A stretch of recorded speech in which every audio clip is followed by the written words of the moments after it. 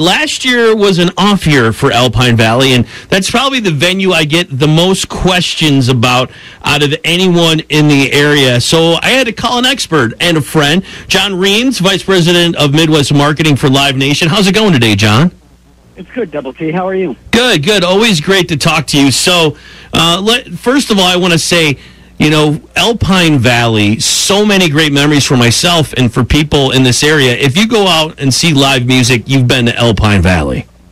Of course. I mean, Alpine Valley is one of those quintessential music experiences for any concert goer, and the history in that place, and just being in the rolling hills of Wisconsin, which is not something most people normally think of.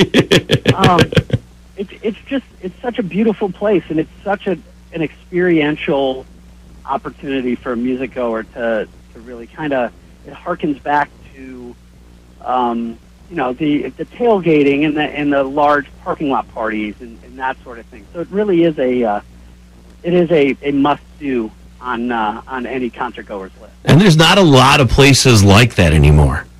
There's almost none. Most of the amphitheaters are similar to the one in Tinley Park, where you've got the two concourses, you've got the main shell of the amphitheater, and then a big lawn. Alpine Valley is really a much different experience than any of those other amphitheaters. And every year, for I don't know how many years, every winter after the season's done, the rumors start flying and everyone comes up to me, man, did you hear Alpine Valley's closing and it's going to become condos? Have you heard those rumors through the years?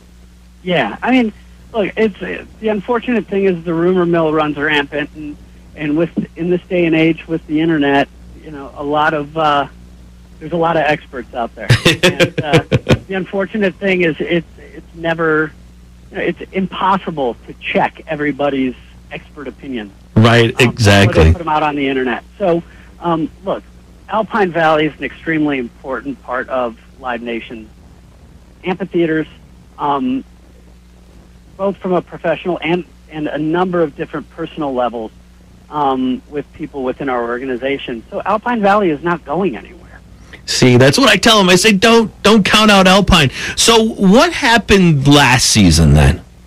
Last year was a complete anomaly. You had after the Cubs won the World Series, you had a number of opportunities for artists that would historically play a large amphitheater like Alpine to go play a stadium. And Wrigley Field had a record year last year as far as live events are concerned, outside of non-baseball events, and Soldier Field had a number of events as well.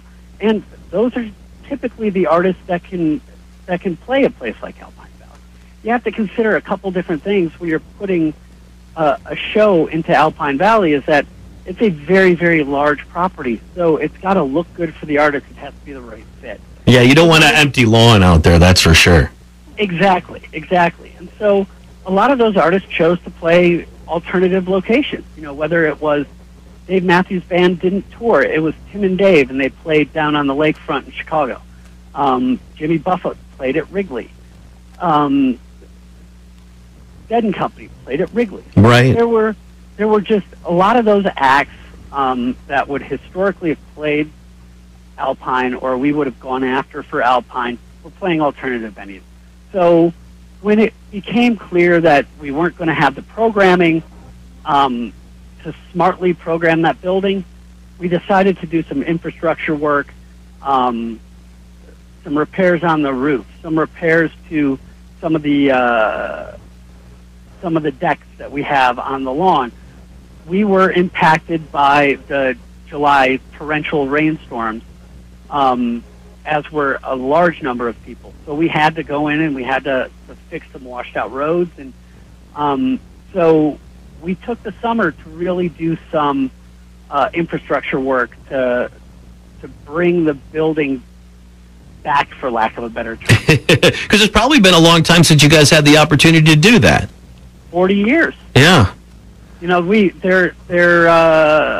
only a finite amount of time that you can work on an outdoor building if you're programming the entire summer. Right. So so we took the opportunity to go in and kind of do a deep dive on the Expo building, which is the large building that holds all of the food and beverage and the VIP club and that sort of thing. We did a lot of roof repairs. We completely replaced half of the roof, and we repaired the other half. We stuck a large amount of capital into the building, so it's ready to go in 2018. So that's the big question. 2018, Alpine Valley's coming back. Is that correct?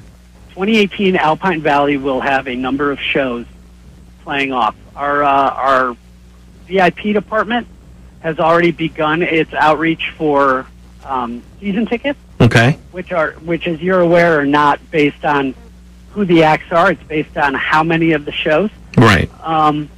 And as we get to the point where we've finalized some of our partnerships with the artists, we'll be announcing those and going on sale. We have absolutely no intention whatsoever of not programming that building again. See, that's awesome.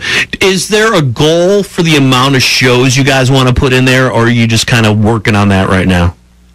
We're working through that right now. There's a finite amount of shows that we can do at a property, again, of that size, but it's also dependent on the routing of the artists. It's dependent on what regionally is going on. We don't want to put a country show at Alpine Valley if we've got the Country Lake Shake going on in Chicago. Right. Or we don't want to put a metal act at Alpine if we've got, the big rock festival in Cadott going on. Mm-hmm. So there's a large number of factors that play into what we're going to do and how we're going to do it. But our booking team is the best in the business, and they're out there getting acts already. See, I'm excited for the return. Now, I remember, what was that, the end of 2016? There was going to be camping starting allowed. Is that something that's going to be happening? Our general manager is going in front of the review board. Okay. As he has to do on an annual basis for our business license, and the camping is part of that discussion as well, yeah. See, that would be a nice added bonus for up there. I think that was the one thing it was missing. I would agree. It's such a large space, and that the 3-day festivals that can do 30,000 people in East Troy are becoming less and less, and they're playing more urban locations. So it's about getting creative and finding new and unique ways of programming the building that makes sense for not only the acts, not only the business, but for our fans, because the fans are the priority in the entire conversation. This is really, really exciting to hear that Alpine Valley is coming back in 2018. Anything else that the fans should know about for Alpine Valley for 2018? I would just stay tuned to livenation.com. Sign up to receive our weekly newsletter or our emails. That is where we announce everything first and foremost. So sign up at livenation.com and you'll find out pretty much as I do. Well, thank you so much. There were so many rumors floating around for the new season, and I'm like, I got to reach out to Jon to get the official word, because I knew you would be the guy that would know. Hey, I appreciate that. It's much better to go to the horse's mouth than it is to go to the minions.